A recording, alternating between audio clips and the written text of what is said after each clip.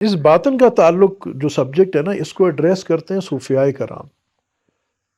جو ظاہر کی شریعت ہے اس کو ایڈریس کرتے ہیں فقہائے کرام. اور یاد رکھیے کہ حقیقت میں شریعت مخدوم ہے اور طریقت اس کی خادم ہے. یہ بھی غلط لوگوں میں، یہ غلط لوگوں نے بات پھیلائی کہ کوئی یہ شریعت سے اوپر کی چیز ہے طریقت. انا للہ و انا، یہ تو شریعت کا باطنی حصہ ہے، یہ تو شریعت کی خادم ہے. طریقت شریعت کی خادم ہے. یہ ہمارے اندر کیا وہ باطن پیدا کرتی ہے. انما الاعمال بالنیات، یہ وہ والا پورشن پیدا کرتی ہے جو انتہائی ضروری ہے، جس کے بغیر کام بنتا نہیں ہے، مگر یہ وہ باطن ہمارے اندر پیدا کرتا ہے. تو یہ جو ہے ہماری یہ طریقت، یہ تو شریعت کی خادم ہے.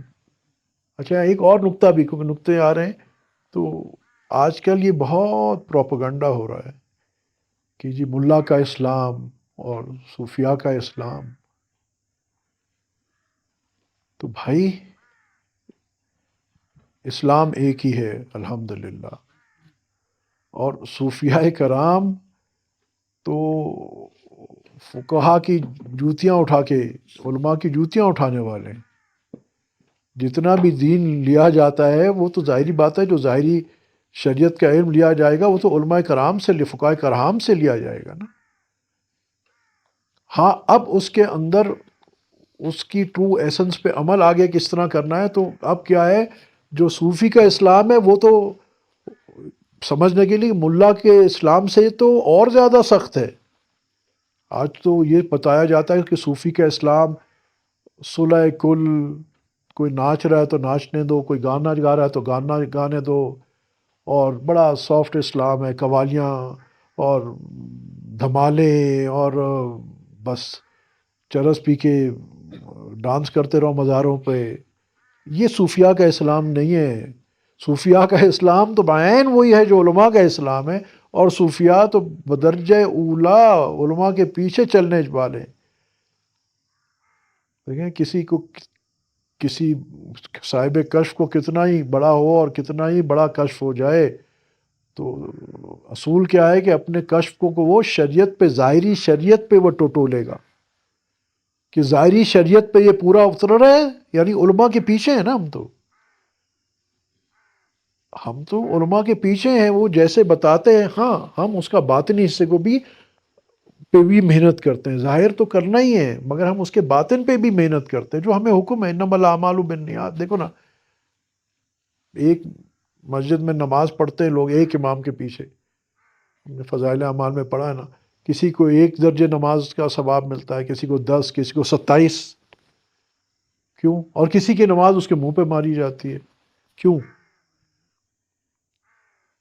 اچھا پہلے یہ بھی بات یاد ہے کہ جس آدمی نے نماز پڑھی نہیں تو اس کو تو کوئی اجر نہیں بنے گا، بلکہ اس کا تو نماز کا فرض جو رہ گیا ہے اس پہ اس کی لرز پوچھ ہوگی اس پہ.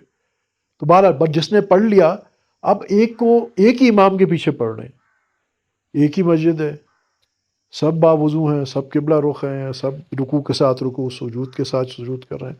تو اب فرق کیوں آ رہا ہے؟ ایک کو 1 گنا کیوں مل رہا ہے، ایک کو 10 گنا کیوں مل رہا ہے، ایک کو 27 گنا اجر کیوں مل رہا ہے؟ What's the difference? فرق کیا آیا؟ فرق یہ آیا کہ اس کے باطن، انما الاعمال بالنیات، باطن جس کا جتنا صاف ہوگا، اخلاص جس کا جتنا زیادہ ہوگا، اللہ کے یہاں اس کی قبولیت اتنی زیادہ ہوگی. تو یہاں یہ نقطہ بھی ذرا سمجھے کہ یہاں جو کیسے میٹر گھومنا، وہ ظاہری عمل پہ تو میٹر گھومتا ہے.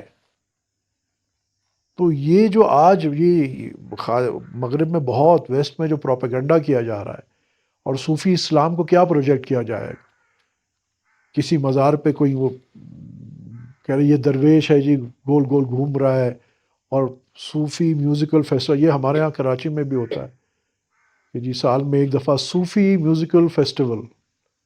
ارے یہ کیا چیز ہے صوفی میوزیکل فیسٹیول؟ اور گا رہے ہیں، بجا رہے ہیں، اور عورتیں اور مرد مخلوط اجتماع، مکس گیدرنگز، اور یہ صوفی فیسٹیول ہو رہا ہے. اللہ اکبر! صوفیات اس تقوی والے لوگ ہیں، فتوے والے نہیں ہیں. فتوے والے تو آبویسلی ہیں، مگر یہ تو اور تقوی والے ہیں،